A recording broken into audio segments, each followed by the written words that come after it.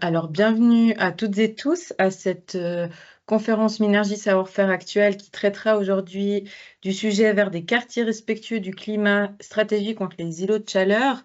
Je vous souhaite une cordiale bienvenue à toutes et tous. Je remercie Lionel Tudisco, urbaniste au sein du service urbanisme et mobilité de la ville de Sion, d'être avec nous aujourd'hui. Il est chargé de projet du projet acclimatation dont il va vous parler aussi aujourd'hui. Michel Viss, responsable Minergie, qui sera également intervenant pour la partie Minergie quartier. Et puis, sans plus attendre, je vais passer la parole à Lionel Tudisco, donc du service urbanisme et mobilité de la ville de Sion, qui va vous présenter son projet. Bienvenue à tous et à toutes. Donc, on va essayer de dresser un petit fil conducteur dans cette présentation qui va nous amener en fait sur finalement les capacités qu'auront les bâtiments de demain à répondre à nos futurs enjeux climatiques. Je vais vous dresser un petit peu le portrait de notre projet acclimatation, vous montrer un petit peu nos réflexions, vous présentant aussi certaines des réalisations de notre service. Mais d'abord, je vais vous expliquer comment tout ça est un petit peu parti. Donc, c'est vrai que Sion, c'est une magnifique ville sertie d'un paysage tout autant exceptionnel, avec un écrin alpin qui faisait de Sion, en tout cas, une renommée historique pour une desserte alpine, on va dire. Il y a beaucoup de villégiatures à l'époque qui venaient à Sion, des gens qui venaient à Sion pour profiter de ce paysage. Quelques photos aussi de contexte pour ceux qui connaissent un petit peu moins Sion.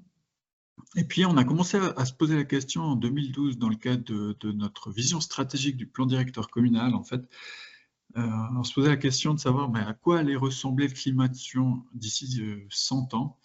Et puis, ça, c'est une image d'un artiste valaisan, Julien Valentini, qui imagine ce que pourrait être Sion à cet horizon 2100. Donc, je vous rassure, l'urbanisme sera tenu, ce ne sera pas un nouveau Dubaï, hein, Sion, en tout cas, ce n'est pas ce qui est prévu dans le nouveau plan de zone. Par contre, cet artiste-là pose des questions assez pertinentes sur notre climat et sur la tête qu'aura en fait notre paysage et nos forêts environnantes pour ces prochaines décennies. On a eu un petit aperçu les étés passés avec vraiment des sécheresses très arides qui ont montré des signes vraiment de fatigue de nos forêts environnantes, et pas que. Hein. Donc, comme je vous le disais, on travaillait surtout sur nos césures vertes, sur nos limitations des zones à bâtir, dans notre plan directeur communal, dans la stratégie, on va dire. Et depuis 2012, on s'est dit, mais finalement, à l'intérieur de la ville, qu'est-ce qu'il faudrait mettre en œuvre aussi pour lutter contre ces nouveaux risques liés au changement climatique. Donc finalement, c'est tout ce qui est à l'intérieur de ces zones rouges. Aujourd'hui, le centre-ville de Sion, les quartiers périphériques de Sion aussi à l'est, avec Bramois et Uvrier. Et pour ce faire, pour réfléchir un petit peu de façon calme et posée, on a ouvert une nouvelle feuille blanche et puis on a déposé le projet à la Confédération qui ouvrait des appels à projets. Donc pour l'adaptation au changement climatique en milieu urbain. Et puis, on a eu 3 ans pour développer ce projet avec l'ARE, l'OFEV, nos partenaires privilégiés étaient aussi la Fondation pour le développement durable des régions de montagne et d'autres institutions publiques et associations. Et finalement, ce qu'on a pu constater aujourd'hui, c'est qu'il y a une certitude dans ce contexte très changeant, en fait, c'est l'incertitude liée au changement climatique. Donc cet aspect-là doit être vraiment pris en considération dans toutes les planifications. Et je vais vous parler maintenant des différents risques urbains qui sont liés au changement climatique. Donc, comme tout le monde le sait, le climat de la Suisse change. Il change rapidement. On a pu constater depuis le début des mesures que les températures augmentent en moyenne, qu'on a des précipitations qui sont assez stable au niveau des moyennes nationales, mais par contre très fluctuantes en fonction des périodes, avec des orages beaucoup plus violents.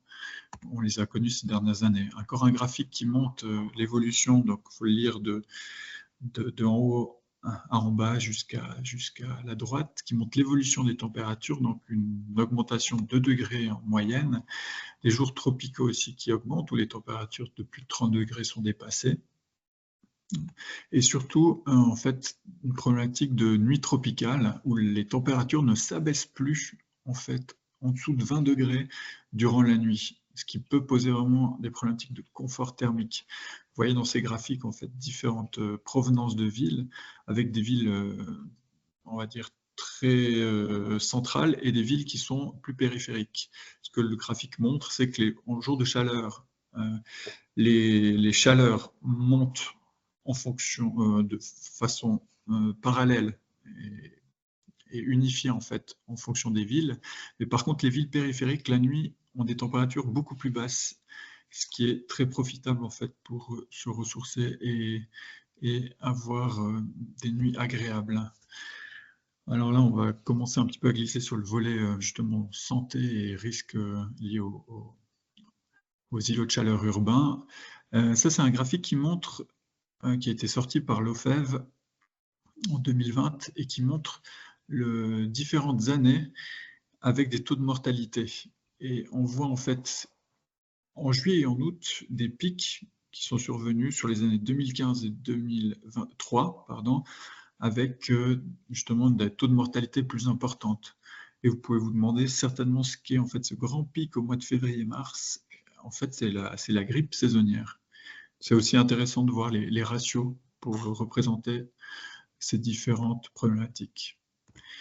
Donc un été caniculaire, comme on le connaît aujourd'hui, hein, c'est plus ou moins ce que vous avez dans vos téléphones sur Météo Suisse. Quand vous voyez une vague de chaleur qui va arriver, on a des températures entre 31, 32, 35 maximales, voire 36, 37 maintenant.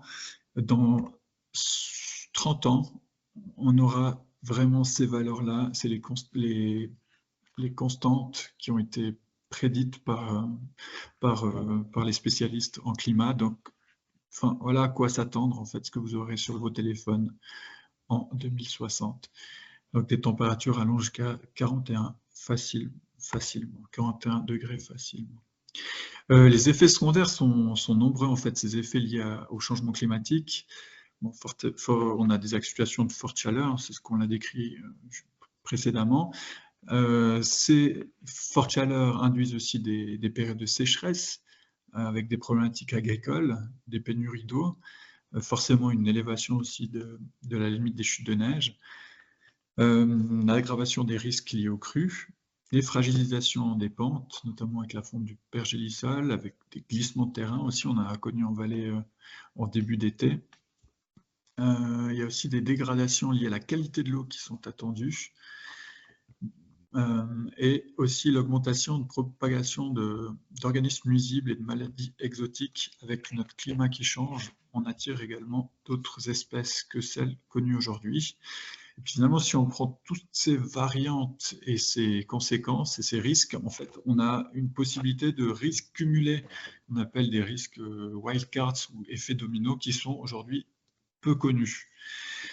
Donc un cocktail qui s'annonce pas très sympathique.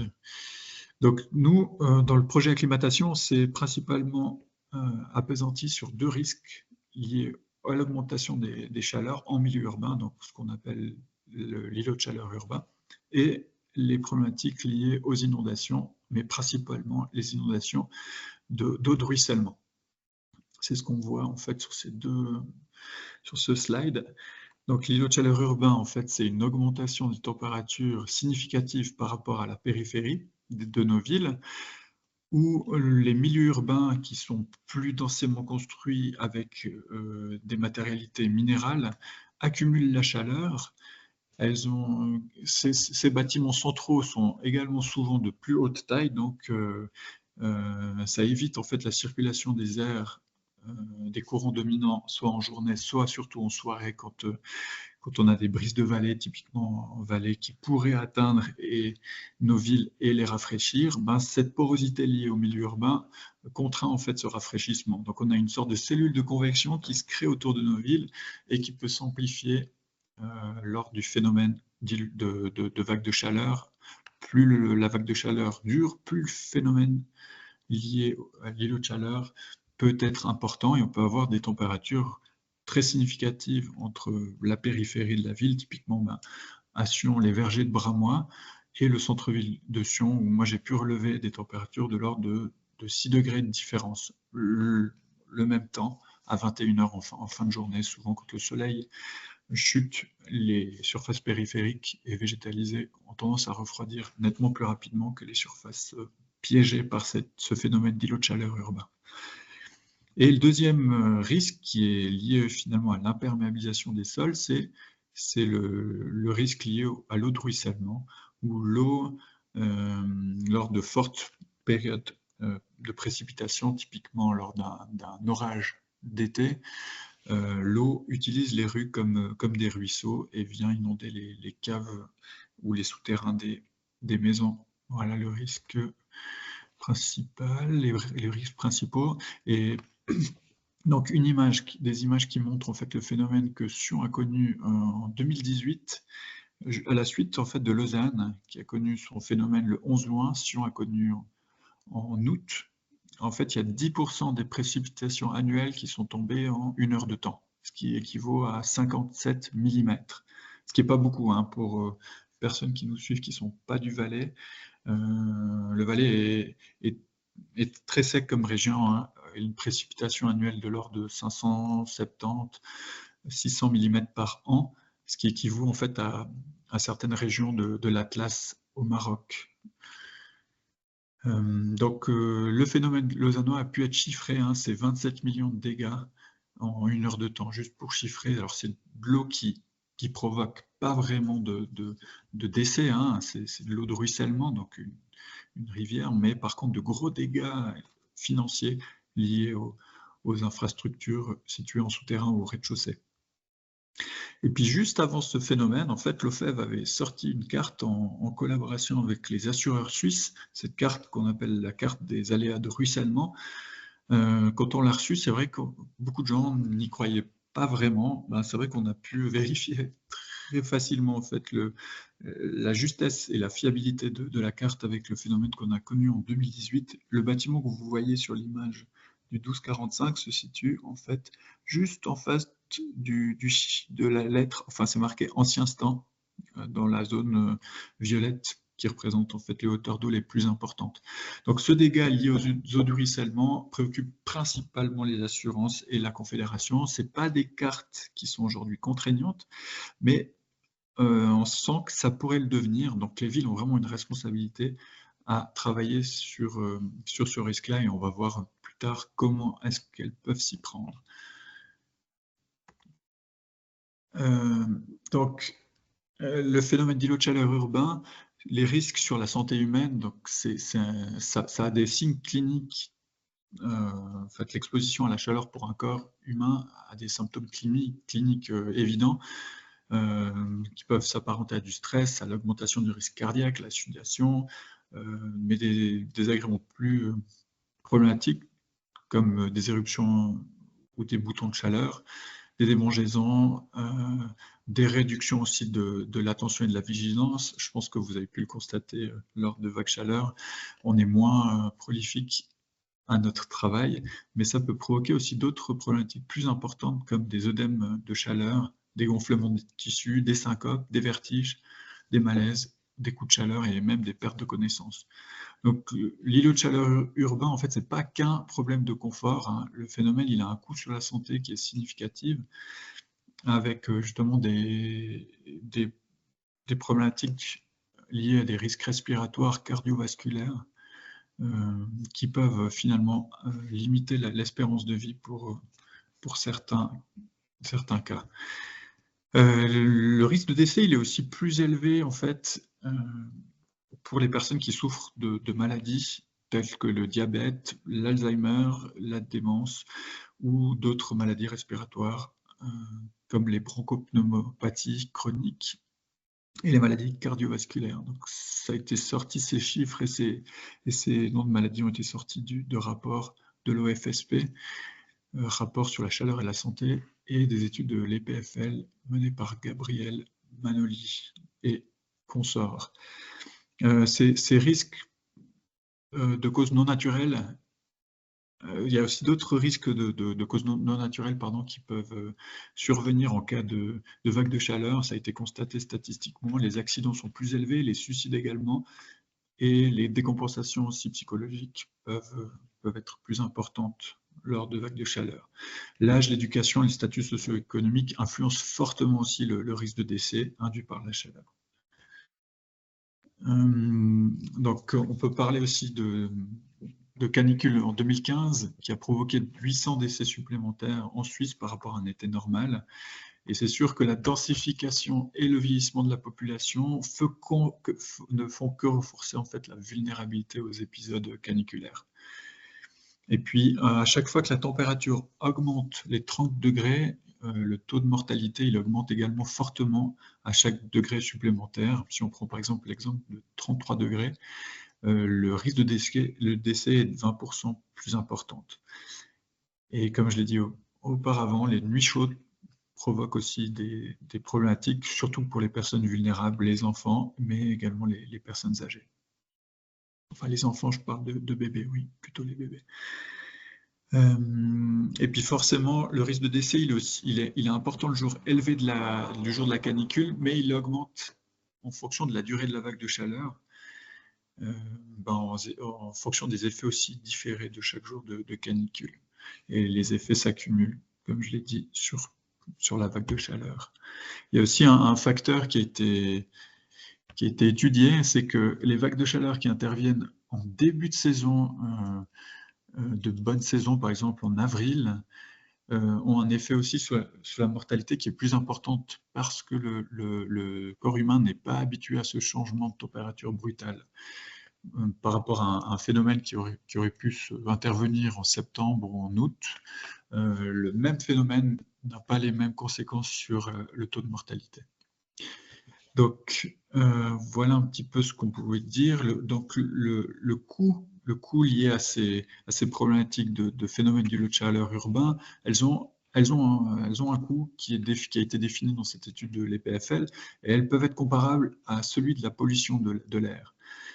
Et ils ont même sorti un chiffre de 92 € par adulte et par année. Par contre, il y a également des conséquences à l'intérieur du bâtiment, et ça je pense que Michel Wyss va particulièrement bien nous en parler, c'est que plus les températures sont élevées à l'intérieur du bâtiment, et plus le risque de mortalité est importante. C'est vrai qu'ils ont été faire des analyses, le FSP fait des analyses quand des personnes décèdent lors de vagues de chaleur, ils estiment en fait la température qu'il fait dans leur logement, et c'est vrai que les intérieurs supérieurs à 24 degrés posent problème sur la mortalité. Donc, en conclusion, nos maisons en Suisse sont surtout adaptées pour l'hiver, avec un coefficient de forme qui permet de faire entrer un maximum de lumière avec des surfaces vitrées. Mais par contre, ça pose un problème très important lorsque ce problème n'est pas réglé l'été pour éviter que le soleil surchauffe trop les logements. Il y a un deuxième petit parallèle que je voulais faire, c'est qu'en fait, il y a un effet protecteur aussi des îlots de chaleur durant l'hiver. Ça crée des économies d'énergie. Ça peut avoir des effets positifs sur la santé humaine. Par contre, c'est vrai qu'on est plutôt dans une tendance à un réchauffement climatique. Donc, on ne peut pas juste contrebalancer les pertes l'été par l'effet positif de l'hiver. Et donc, les urbanistes ont l'obligation de réfléchir à des systèmes qui permettent de rafraîchir nos villes. Donc les moyens d'action, c'est la végétation, l'arbre est l'outil numéro 1. Le credo leitmotiv de notre projet, c'est moins de gris, plus de vert, plus de bleu. Ça veut dire plus d'arbres, plus de végétation, plus de surface perméable, très importante pour lutter contre les deux phénomènes, l'îlot de chaleur et le phénomène d'eau de ruissellement, pour que l'eau puisse s'infiltrer au maximum dans les revêtements. Aussi augmenter l'albédo, donc les couleurs des revêtements de sol ou de bâtiments, qui peuvent également rafraîchir nos villes, éviter les bitumes vraiment noirs, essayer de trouver d'autres solutions. Donc, en conclusion, les arbres induisent de grands effets sur les moyens d'action. Les espaces verts sont finalement des cool spots. L'ombre favorise le confort thermique. Et on voit ici une représentation d'un espace, un parking minéral en plein centre de la ville de Sarrebruck, avec une modélisation sur les températures de l'air en fonction de scénarios de végétalisation.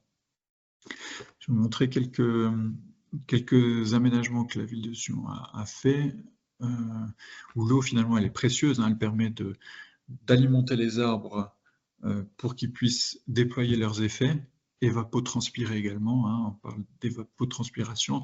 Lorsque l'arbre transpire, c'est comme un climatiseur, ça a un effet adiabatique en fait sur l'environnement de ces arbres qui rafraîchit en fait l'air ambiant.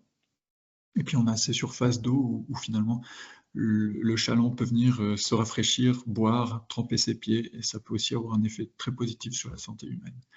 Donc finalement, ce qui est important, c'est de combiner toutes ces mesures entre le sol, l'arbre, les surfaces urbaines et des surfaces de rétention d'eau pour ensuite pouvoir restituer l'eau au moment venu. L'eau est une ressource, il ne faut pas la gaspiller, c'est pas un déchet à évacuer le plus rapidement possible, et c'est peut-être cette infrastructure de nos villes qui doit être repensée le plus rapidement possible. Donc la stratégie, les objectifs, j'en ai déjà parlé, hein, c'est de préserver un maximum le cycle naturel de l'eau pour limiter les risques d'inondation, de végétaliser au mieux pour faire face aux ICU, aux îlots de chaleur urbains, c'est d'ancrer aussi, c'est une recommandation dans les outils d'aménagement de territoire, c'est ce qu'on est actuellement en train de faire, et de sensibiliser finalement la population pour qu'ils deviennent des acteurs du changement. Je vais vous montrer quelques réalisations assez rapidement des différents espaces publics qui ont été réalisés ces dernières années avec des expériences, hein, comme sur la place de la Planta en 2020, où on a placé 4 îlots de fraîcheur avec un revêtement en poussier, donc on a simplement mis du gravier, des arbres en pot et des brumisateurs. Et on a étudié ça avec des caméras thermiques, avec des surfaces de référence qui étaient non ombragées. Et c'est vrai que le constat était assez impressionnant. On a à peu près 10 degrés de température différentes sur les surfaces dans les îlots de chaleur, dans les îlots de fraîcheur, pardon, ces petites placettes qu'on a réalisées qui faisaient 6 mètres sur 6 à peu près. Hein. Et on voit surtout, ce qui est très intéressant dans les graphiques que vous voyez plus bas, c'est que la nuit, les températures de ces surfaces de fraîcheur chutent très rapidement. Donc c'est exactement ce qu'on veut pour limiter les phénomènes de nuit tropicale. Donc descendre le plus rapidement en dessous de ces 24 degrés pour aussi pouvoir récupérer la nuit. Suite à ce succès, on a décidé en 2021 d'amplifier le trait et de créer un nouveau projet de plus grande importance sur la place de la Planta, qui est toujours en place actuellement et qui sera démonté lors du réaménagement total de la place de la Planta prévu ces prochaines années. Un autre projet qui s'appelle la rue des Aubépines, qui vient d'être inauguré en 2024, on voit que les bureaux mandataires commencent à bien comprendre en fait les recommandations du projet pilote, essayent de trouver vraiment un langage entre la mobilité, les surfaces vertes et également le rôle de l'eau. On voit qu'ici, il y a des cunettes qui ont été réalisées pour récupérer les eaux de pluie, les eaux pluviales de cette rue en pente, qui servent à alimenter un biotope au contrebas dans un parc qui a été agrandi et qui fait le lien entre la rue des Aubépines et la ville. Pardon.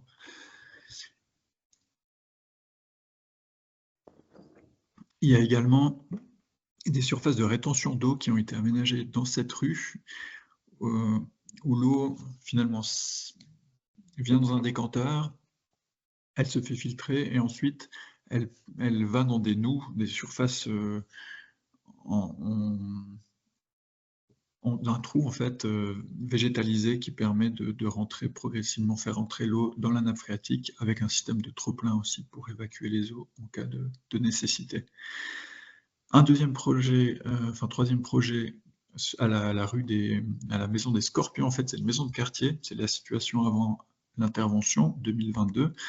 Et puis la section Parc et Jardin a mené à bien ce projet pour créer une devanture beaucoup plus végétalisée, et qui puisse aussi accueillir les enfants lors de l'année, et aussi des infrastructures avec des pavés gazons, des surfaces plantées. On voit aussi un revêtement qui a été laissé en gravier stabilisé pour accueillir en fait une tente, la tente de carnaval. C'était une demande aussi de l'association du quartier. Donc voilà, un projet qui a vraiment aujourd'hui plus la même tête qu'avant et qui bénéficie à tout le quartier. Ensuite, d'autres méga projets à venir. Le secteur de Ronco 21, qui a un gros potentiel en fait de requalification de la ville sur la ville, au sud de la gare ferroviaire. On attend 10 000 emplois habitants d'ici 30 ans. C'est 60 hectares, donc c'est vraiment un énorme projet qui est mené par ma collègue. Et voilà la vision que la ville souhaite avoir de ce secteur. Donc, la végétation et les espaces verts ont une très grande importance dans ce secteur. Et c'est vrai que la sensibilisation qui a été menée au travers du projet acclimatation a certainement mené aussi à une réflexion visant à rendre un quartier beaucoup plus résilient avec une grosse part de végétation. On voit ici quelques plans aussi de l'ambiance souhaitée, donc une végétation, un parc, énorme parc au milieu du quartier, avec une accroche. Vous voyez ce point rouge à l'est, au nord-est du quartier, c'est le projet des anciens abattoirs où une végétalisation est en cours actuellement. C'est le premier parc de cette chaîne de parcs reprise dans Ronco 21, et il est travaillé avec Michel Devin, paysagiste, qui a donc remporté le projet de Ronco 21 avec Herzog et Demorand. Donc là, je passe assez rapidement sur ce projet. Aussi un exemple de réalisation chez le privé, en 2017, l'orthophoto, et en 2023, voilà la création de cet habitant sur son jardin. Donc il a réalisé vraiment une forêt-jardin avec des cheminements organiques.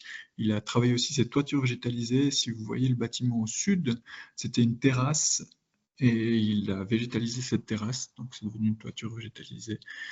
Donc vraiment un très beau changement. Et en fait, il a utilisé notre guide.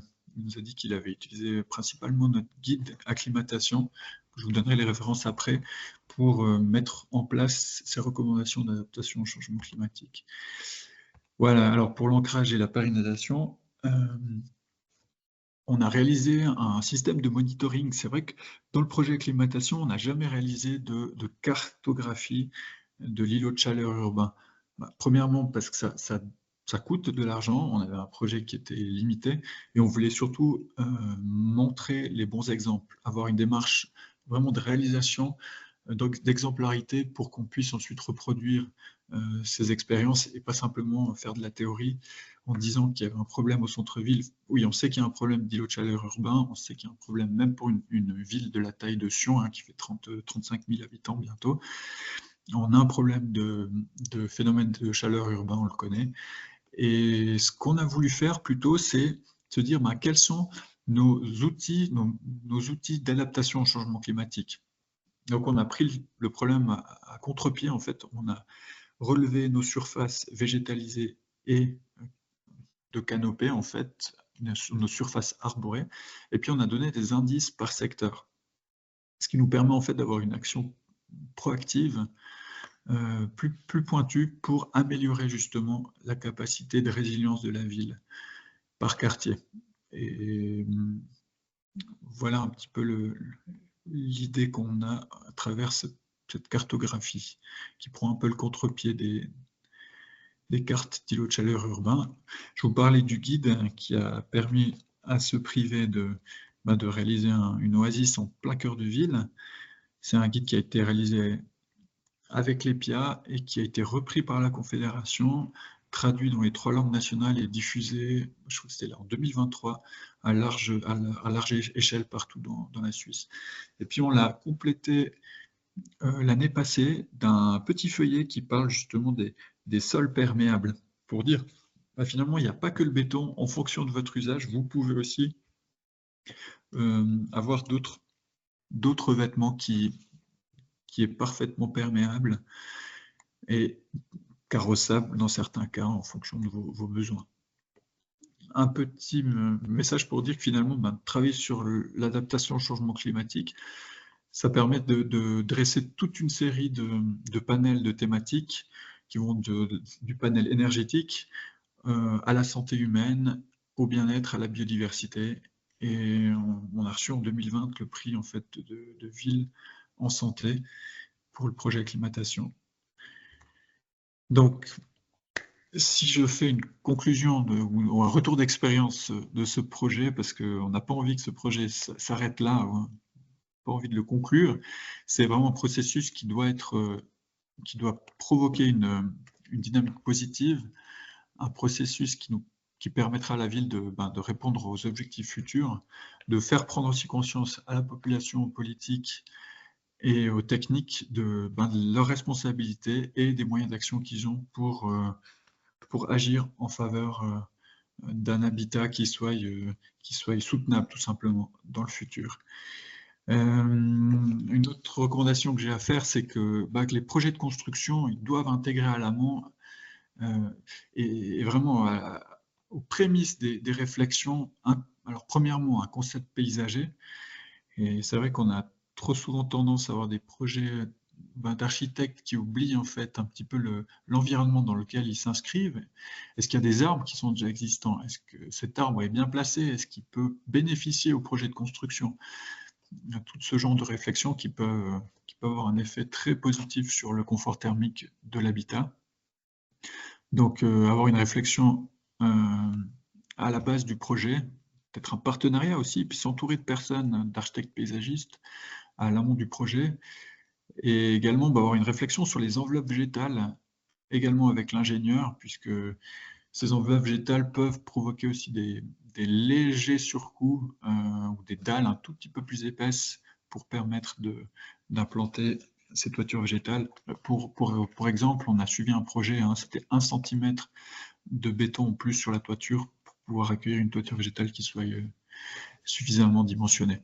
Et puis ensuite, le deuxième message, c'est un petit peu le coefficient de forme du bâtiment. Est-ce qu'il permet d'optimiser les intrants énergétiques solaires en façade? Alors, je pense à l'hiver, mais est-ce qu'il permet de filtrer ces intrants énergétiques l'été? Est-ce qu'il y a des casquettes qui sont prévues?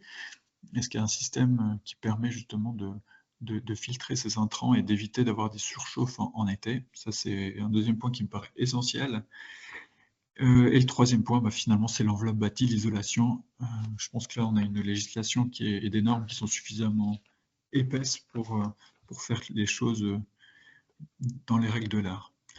Voilà un petit peu ce que je pouvais faire comme parallèle entre notre projet et les problématiques énergétiques ou en tout cas liées au bâtiment. Je vous remercie de votre attention et puis je suis ouvert à vos questions. Quelques références que je vous fais passer de publication. Voilà. Très bien, merci beaucoup. Je vais passer à la suite et vous présenter rapidement un peu ce que Minergie Quartier fait dans le sens de la présentation qu'on vient de voir.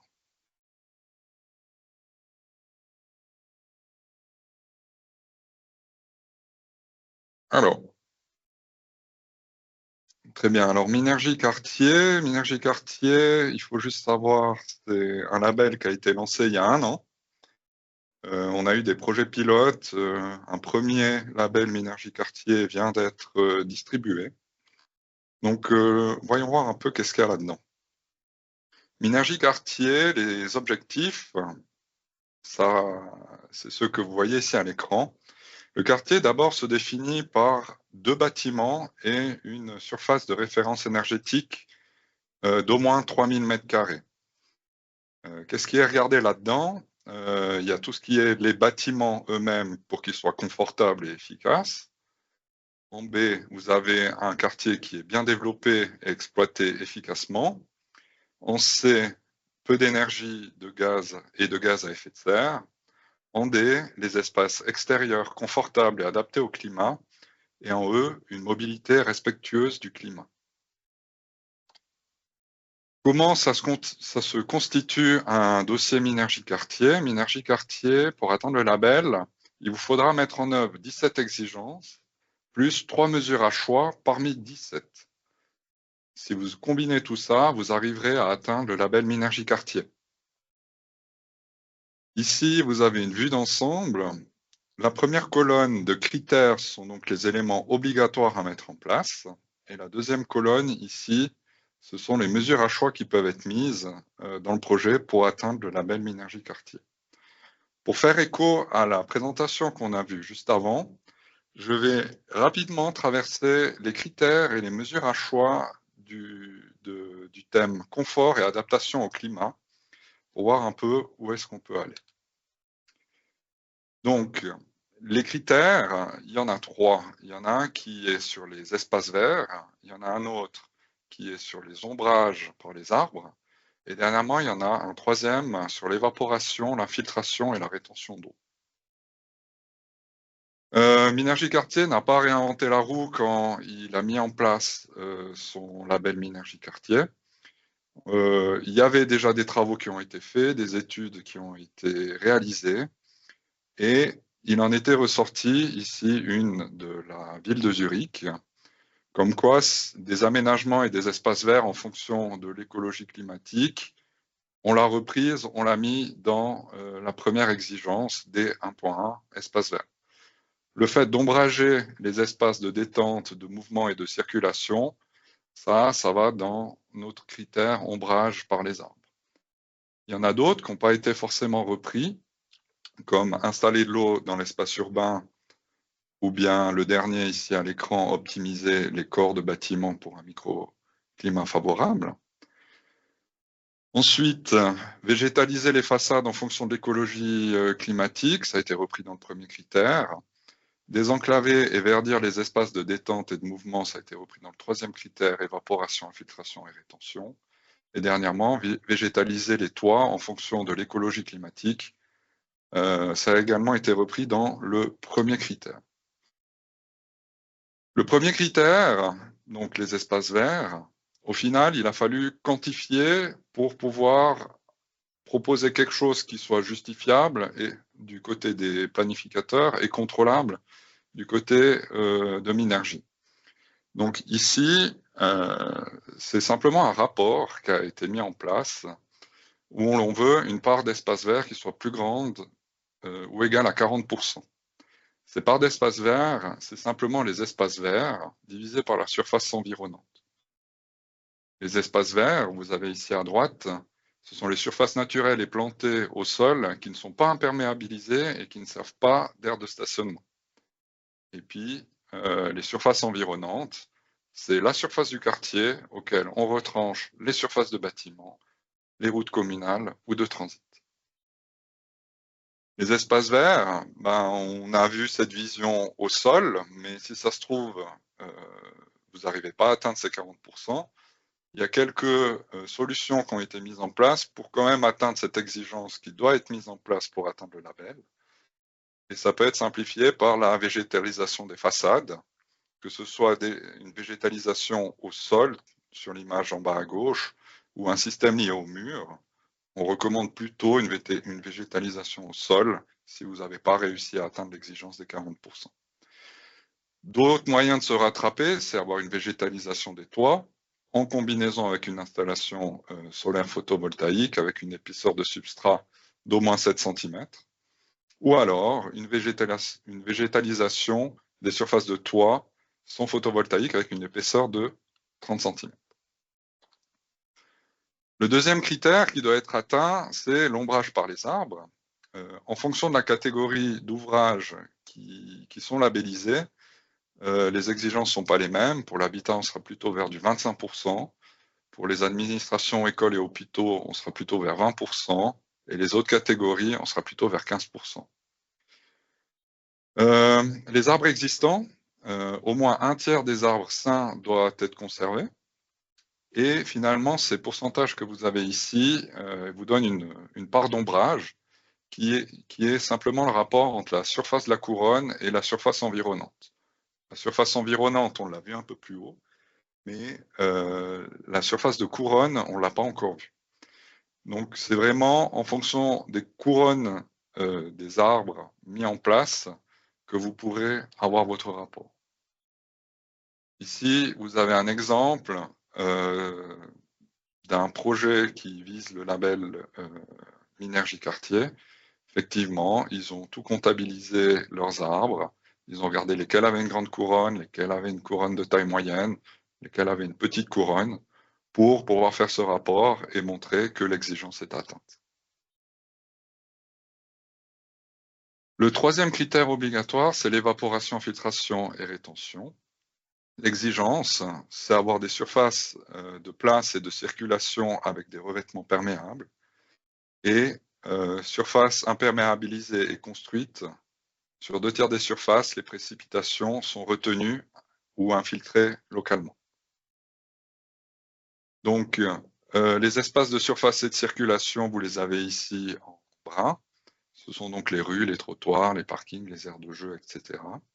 Et vous avez les surfaces imperméabilisées et construites, les toitures, les terrasses, et il peut y avoir quelques exceptions. Je ne vais pas aller dans le détail aujourd'hui. Mais comme on a pu le voir auparavant, on peut, pour mettre en place cette infiltration, avoir des dalles engazonnées, des pavés à joints engazonnés, des graviers engazonnés, des pavés autobloquants ou des pavés en pierre naturelle avec des joints remplis de sable ou de gravillon. C'est important, cette infiltration ne peut se faire bien sûr que si les eaux ne sont pas polluées, donc c'est également pris en compte dans le critère. Comment ça peut être mis en place? Soit avec des systèmes en surface, soit avec des systèmes souterrains. D'un côté, on a des systèmes en surface avec infiltration par le bas. L'infiltration, elle se fait par le bas des surfaces perméables végétalisées, rudérales ou en gravier. On en a vu un exemple un peu plus tôt dans notre présentation. On peut avoir de la rétention en surface. On a également vu un exemple dans la présentation d'avant où un toit avait été végétalisé pour faire cette rétention en surface. Ou dernièrement, on a également vu un exemple auparavant, des installations d'infiltration en surface à travers une couche de sol vivante, par exemple un bassin d'infiltration enrichi en humus ou par débordement. L'autre solution, c'est souterrain. Donc, ça peut être des rétentions souterraines avec des citernes, des rigoles, bassins de rétention et des eaux de pluie, ou des installations d'infiltration souterraines sans passer par la terre végétale, où l'idée, c'est de faire des puits d'infiltration. Là, on vient de voir les 3 critères obligatoires. Maintenant, il y a 4 critères à choix qui sont dans ce thème de confort et adaptation au climat. Le premier, c'est l'aération du quartier. Je pense qu'ici, l'image, elle parle d'elle-même. L'idée, c'est de profiter du vent et des courants d'air principaux qui se situent sur le site et de les exploiter. Donc, ça veut dire ne pas entraver les couloirs d'air frais qui sont existants, en créer de nouveaux pour améliorer le refroidissement nocturne. Et dans les zones urbaines, c'est une analyse des flux d'air froid provenant des zones de captage d'air froid et les utiliser en orientant les bâtiments de manière appropriée. Un autre critère à choix, c'est la récupération d'eau de pluie. Les eaux de pluie, elles doivent être stockées pour des utilisations privées ou commerciales. L'idée, c'est qu'au moins 20% des surfaces de toiture du quartier soient utilisées et récupérées. L'eau est stockée dans des réservoirs souterrains ou en surface, c'est bien égal. Utilisée par exemple pour les chasses d'eau, l'arrosage ou comme eau de rafraîchissement. Un autre critère à choix, c'est pas de construction souterraine en dehors de l'emprise au sol des bâtiments. L'idée ici, c'est d'éviter qu'on crée de façon invisible et puis qu'on nuit à la capacité d'infiltration des sols. Dernièrement, on veut favoriser l'innovation, donc il y a un critère joker pour le thème confort et adaptation au climat. L'idée, c'est que les innovations, ça doit vraiment être une innovation, elles soient mises en œuvre sur le site pour pouvoir être prises en compte. Cette innovation, elle doit avoir un effet positif sur le thème D. L'ampleur de la mesure doit correspondre approximativement aux autres mesures à choix. Et au final, c'est quand même nous, l'office de certification, qui décide d'accepter ou de refuser ces éléments. L'idée, c'est que voilà, on a mis à jour dernièrement nos différents labels.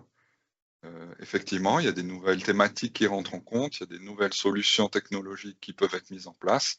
L'idée, c'est de ne pas freiner ça et que vous puissiez vous-même proposer une mesure qui a été prévue sur le projet. Quelques compléments avant de terminer. Le règlement du label Minergie Quartier, vous pouvez le trouver sur notre site internet, où il y a le détail de tous les critères qui soient obligatoires ou qui soient à choix. Si vous voulez approcher ce label Minergie Quartier de façon rapide, on a également un petit flyer d'information qui est disponible sur notre site internet. Il est très bien fait également pour le présenter au maître d'ouvrage de façon succincte, donc n'hésitez pas à l'utiliser. Et dernièrement, on met en place des cours, donc si vous souhaitez vous inscrire à une demi-journée où l'on vous présente complètement Minergie Quartier, ça se fait aussi via notre site internet sur la page des cours. Voilà, j'ai terminé mon complément. Je propose maintenant de passer aux questions. Merci beaucoup. Alors, merci Lionel et merci Michel pour cette conférence très intéressante. Alors, je vous invite à poser vos questions si vous deviez en avoir, comme je vous ai dit, dans l'onglet Q et R. On a déjà une question pour Lionel. Donc, bonjour, merci pour votre présentation et ce retour d'expérience. Souvent, lors des phases préliminaires, les compétences pour prendre en compte cette thématique ne sont pas demandées. Pouvez-vous nous dire si vous intégrez maintenant ces éléments dans les projets portés par la ville? Alors, bon, c'est vrai que c'est une thématique qui est assez nouvelle. Il y a eu un lexique déjà, un vocabulaire qui a dû émerger pour comprendre quels étaient les enjeux. On est parti d'assez loin, hein. Franchement, aujourd'hui, on sent qu'il y a une pression politique de la population pour avoir vraiment des projets qui soient le plus intégrés possible au changement climatique, on va dire. Mais est-ce qu'il y a la question, c'est est-ce que c'est vraiment des personnes compétentes dès l'amont du projet qui sont sélectionnées, mais c'est principalement pour les domaines publics ou privés dans la question? Alors, je n'ai pas cette info. Peut-être que tu peux regarder Alors, la question. ouais, alors, bon, en tout cas, sur le domaine public, c'est vrai qu'il y a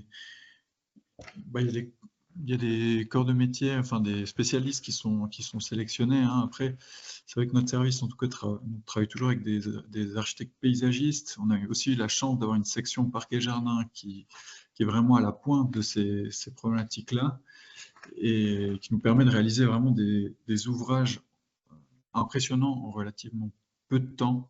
Et c'est vrai que de ce point de vue-là, je pense qu'en ayant mené le projet, projet acclimatation, on comprend bien les enjeux et on sait pourquoi on le fait. Typiquement, la place de jeu de la Planta, ça c'est vraiment notre section parc et jardin avec notre collègue, enfin responsable de la section, responsable des aménagements extérieurs, qui a dessiné le projet, quoi. Donc c'est vrai qu'après, il y a d'autres professionnels qui sont peut-être moins sensibles à cette thématique-là. C'est vrai qu'il y a des architectes des fois, hein, qui font des projets d'espace public, mais c'est vrai que dans leur cursus, cette problématique liée à vraiment la place de l'arbre et toutes ces infrastructures en lien avec l'eau, ça n'a pas forcément été abordé autant qu'un architecte paysagiste. Donc oui, la question, ça serait vraiment de s'entourer d'un architecte paysagiste à l'amont de projets en tout cas sur espace public, voire vraiment même un projet de construction où on associe, alors l'idéal, ce serait d'associer un architecte paysagiste, un architecte et puis un énergéticien dès le début des réflexions. À mon avis, ça permettrait de résoudre pas mal de problèmes à l'amont du projet. Je ne sais pas si j'ai assez bien répondu à la question. Merci. Si jamais c'est pas assez, enfin, il y a d'autres questions suite à cette réponse, vous pouvez réagir dans le chat. J'ai une autre question. Bonjour, il y a des guides pour la planification des façades et des toitures végétalisées. Donc c'est une question. Est-ce qu'il y a des guides pour la planification des façades et des toitures végétalisées? Alors, enfin, en tout cas, chez nous, sur le site acclimatation, si vous tapez guide des aménagements extérieurs sur fonds privés, acclimatation, vous tombez sur le guide dont je vous parlais, qui a vraiment pour but d'accompagner le privé dans son projet de planification ou de construction. Hein. C'est plutôt un guide assez visuel, très explicatif, qui permet vraiment d'avoir un échange entre le maître d'ouvrage et son architecte ou ses mandataires. Et puis c'est la fiche, sauf erreur 7, je crois, qui parle des enveloppes végétales, des enveloppes du bâtiment. Je regarde juste en live. Enveloppe végétale, c'est la fiche 11 du guide qui parle des toitures végétalisées et des façades végétalisées. Ok. Et du coup, je pense qu'on les mettra dans le PowerPoint qu'on joindra justement à la vidéo. Je ne sais pas si tu as déjà mis tous les liens où ils peuvent trouver ces infos. Comme ça, ils pourront aller les chercher directement. On a juste une précision par rapport à la question précédente. La question portait aussi sur les autorités qui ne demandent pas forcément ces compétences dans les concours, alors même que l'impact est en effet plus important le plus tôt dans le projet. Ouais, alors, il y a une culture du projet qui doit évoluer assez rapidement sur cette thématique. Et c'est vrai qu'on voit gentiment, hein, moi je l'ai vu hein, depuis 2014 jusqu'à aujourd'hui, les choses ont sont quand même en train d'évoluer. Hein. Mais c'est vrai qu'il y a des anciennes pratiques qui devraient intégrer aujourd'hui ces considérations. Et on sait que toute réalisation ou aménagement d'espace public, ça va durer minimum 30 ans. Donc, ce qui est mal fait aujourd'hui va laisser un impact significatif sur de longues années. Hein. Ouais. Merci. Encore une question. Si on remplace du goudron sur une place de parc existante par des pavés gazon, cela va-t-il suffire pour augmenter la perméabilité du sol ou faudrait-il modifier plus profondément la constitution du sol? Je ne sais pas qui de vous deux veut répondre. Moi, je crois que je vais laisser Lionel du discours. Ouais. Alors, c'est vrai que c'est déjà. De toute façon, ces éléments-là, ils se posent sur du tout venant. Il y a quand même un petit aménagement à faire pour que ça soit le plus stable possible. Donc, il y a juste des couches de réglage qui doivent être réalisées. Après, ça peut être posé très simplement. Hein. D'une fois que ces couches de réglage sont faites, il n'y a pas besoin de descendre à 50 cm, hein, 10 cm, 20 cm. Couches de réglage, posage de béton peuvent suffire. Si jamais, dans notre guide aussi, on a des coupes sur les recommandations de réalisation de différents matériaux, dont justement les pavés gris gazon. Ouais. Là, vous aurez la recette. Alors, je ne sais pas s'il y a d'autres questions. Alors, ceux qui veulent déjà quitter le peuvent. Hein. On reste encore quelques minutes pour répondre à des questions. Ah, j'ai une question qui arrive. Avez-vous des retours d'expérience de façades végétalisées avec l'implantation de végétation venant de la toiture? Alors, en tout cas, personnellement, c'est assez rare ce genre de réalisation, puisqu'on essaye, en tout cas dans l'expérience, ce qui est le plus facilement à mettre plus facile à mettre en œuvre, c'est d'avoir en tout cas des plantes grimpantes qui partent depuis le sol, qui sont directement alimentées au sol naturel. Après, si vous avez une toiture intensive ou avec des bacs, ça peut être réaliste. L'important, c'est qu'il y ait suffisamment de surface en pleine terre, en guillemets, en tout cas de surface de sol, hein, qui permettent le déploiement de cette végétation. Ouais. Et a fortiori, ça peut aussi être fait dans l'autre sens. Ouais. Après, si je rebondis sur la question, dans Minergie Quartier, effectivement, on ne prend pas cette possibilité pour compléter le critère de végétalisation. Je l'ai dit auparavant, on allait prendre en considération ce qui viendrait du sol et qui grimperait sur la façade. C'est aussi à voir avec l'environnement direct. Les gens, ils sont à l'extérieur, les plantes, elles doivent être plutôt au bas pour pouvoir profiter pleinement du rafraîchissement de ces plantes. Si elles pendent sur les 3 derniers étages et que le reste de la façade est massif et puis qu'il accumule la chaleur, l'effet recherché par cette végétalisation sera moindre. Donc, on ne le prend pas en compte si vous nous dites que vous végétalisez la façade depuis le toit, quoique ça pourrait quand même peut-être rentrer dans ces éléments dépendant de la façade, parce que vous le mettiez en toiture et que ça descende en façade, je pense qu'on pourrait rentrer en discussion. Par contre, le label, il est encore trop jeune et des retours d'expérience, on n'en a pas encore.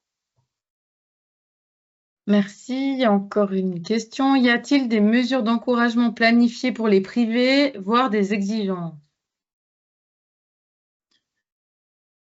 On parle pour la ville de Sion ou... Justement, je ne sais pas si c'est une question. Alors, peut-être je prends la parole. Je pense je connais pas toutes les mesures qui ont été mises en place, mais je pense qu'il faut absolument regarder auprès des cantons si des subventions ont été proposées. Sauf erreur, il me semble que le canton de Vaud a introduit Minergie Quartier.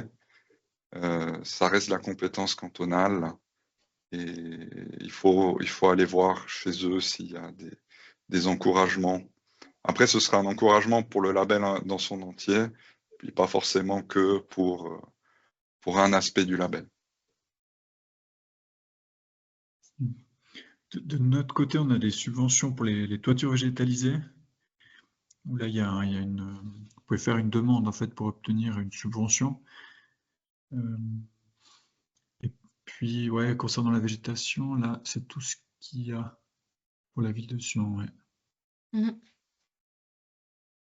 Bon, là, il y a plutôt une remarque, une question. Je dirais que dans le cadre de rénovation, il n'est pas toujours possible de changer l'aménagement extérieur existant.